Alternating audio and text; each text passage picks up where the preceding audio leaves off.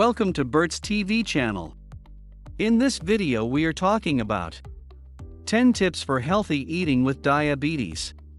There are different types of diabetes, and no two people with diabetes are the same.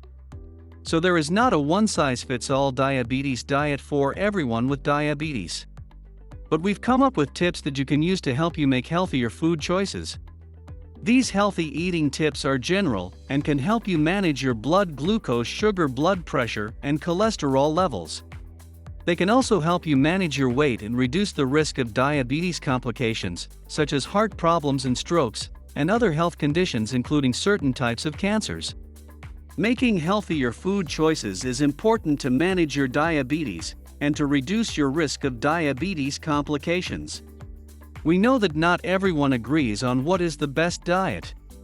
This is why we have reviewed all the evidence to put these tips together. We have focused on specific foods to make it easier for you to put these tips into practice and to complement whatever diet you decide to follow. Douglas 24, specialist dietitian and deputy head of care. We have based our tips on research involving people with type 1 and type 2 diabetes. If you have a different type of diabetes, like gestational, cystic fibrosis-related diabetes or MODY, some of these tips are relevant to you. It's important, whatever kind of diabetes you have, to see your dietitian for specific advice. If you or someone you know is self-isolating, find out how to eat healthily whilst staying at home. And you can get even more advice about eating healthily with diabetes in our interactive learning zone, including simple and realistic food hacks you can make. What does eating right mean for you? If you have type 1 diabetes, carb counting is really important to keep your blood glucose levels steady. This is where you estimate how many carbs are in your meal and match it with how much insulin you need to take. If you have type 2 and you're overweight, finding a way to lose weight is important as it really improves diabetes management.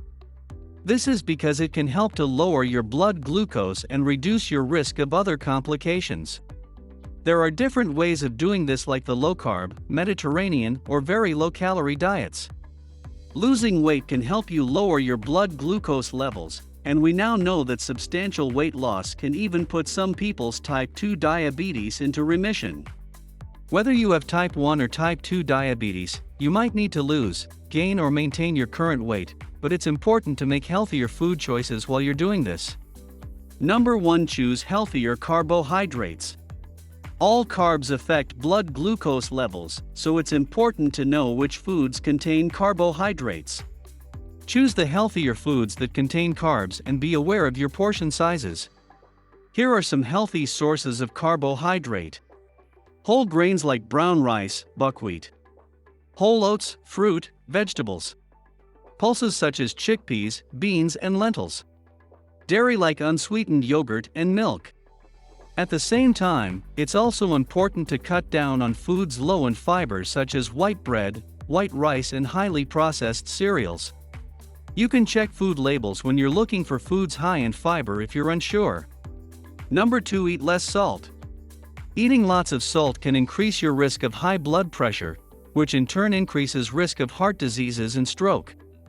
And when you have diabetes, you're already more at risk of all of these conditions. Try to limit yourself to a maximum of 6 g, 1 teaspoonful of salt a day. Lots of pre-packaged foods already contain salt, so remember to check food labels and choose those with less salt. Cooking from scratch will help you keep an eye on how much salt you're eating. You can also get creative and swap out salt for different types of herbs and spices to add that extra flavor. Number 3. Eat less red and processed meat. If you're cutting down on carbs, you might start to have bigger portions of meat to fill you up. But it's not a good idea to do this with red and processed meat like in bacon, sausages, beef, and lamb. These all have links with heart problems and cancers. Try swapping red and processed meat for these. Pulses such as beans and lentils. Eggs, fish, poultry like chicken and turkey, unsalted nuts, beans, peas, and lentils are also very high in fiber and do not affect your blood glucose levels too much, making them a great swap for processed and red meat and keeping you feeling full. Most of us know that fish is good for us, but oily fish like salmon and mackerel are even better. These are rich in something called omega-3 oil, which helps protect your heart. Try and aim to eat 2 portions of oily fish a week. Number 4. Eat more fruit and veg. We know eating fruit and veg is good for you. It's always a good thing to eat more at meal times and have them as snacks if you're hungry. This can help you get the vitamins, minerals and fiber your body needs every day to help keep you healthy. You might be wondering about fruit and if you should avoid it because it's sugary. The answer is no. Whole fruit is good for everyone, and if you have diabetes, it's no different.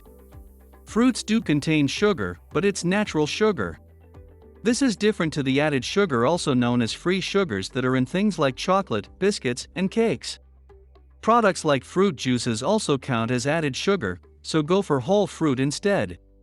This can be fresh, frozen, dried, or tinned in juice, not in syrup. And it's best to eat it throughout the day instead of one bigger portion in one go. Number 5. Choose healthier fats. We all need fat in our diet because it gives us energy. But different types of fat affect our health in different ways. Healthier fats are in foods like unsalted nuts, seeds, avocados, oily fish, olive oil, rapeseed oil, and sunflower oil. Some saturated fats can increase the amount of cholesterol in your blood, increasing your risk of heart problems. These are mainly found in animal products and prepared food like red and processed meat, ghee, butter, lard, biscuits, cakes, pies, and pastries. It's still a good idea to cut down on using oils in general, so try to grill, steam, or bake foods instead. Number 6. Cut down on added sugar. We know cutting out sugar can be really hard at the beginning, so small practical swaps are a good starting point when you're trying to cut down on excess sugar. Swapping sugary drinks, energy drinks and fruit juices with water, plain milk, or tea and coffee without sugar can be a good start. You can always try low or zero-calorie sweeteners, also known as artificial sweeteners, to help you cut back. Cutting out these added sugars can help you control your blood glucose levels and help keep your weight down. If your diabetes treatment means you get hypos and you use sugary drinks to treat them, this is still important for your diabetes management and you should not cut this out. However, if you are having regular hypos, it is really important to discuss this with your diabetes team. Number 7. Be smart with snacks. If you want a snack, choose yogurts, unsalted nuts, seeds, fruits and vegetables instead of crisps, chips, biscuits, and chocolates. But watch your portions, still it will help you keep an eye on your weight. Number 8. Drink alcohol sensibly. Alcohol is high in calories, so if you do drink and you're trying to lose weight, think about cutting back. Try to keep to a maximum of 14 units a week. But spread it out to avoid binge drinking, and go several days a week without alcohol. If you take insulin or other diabetes medications, it's also not a good idea to drink on an empty stomach. This is because alcohol can make hypos more likely to happen. Number 9. Don't bother with so-called diabetic food. To say food is a diabetic food is now against the law.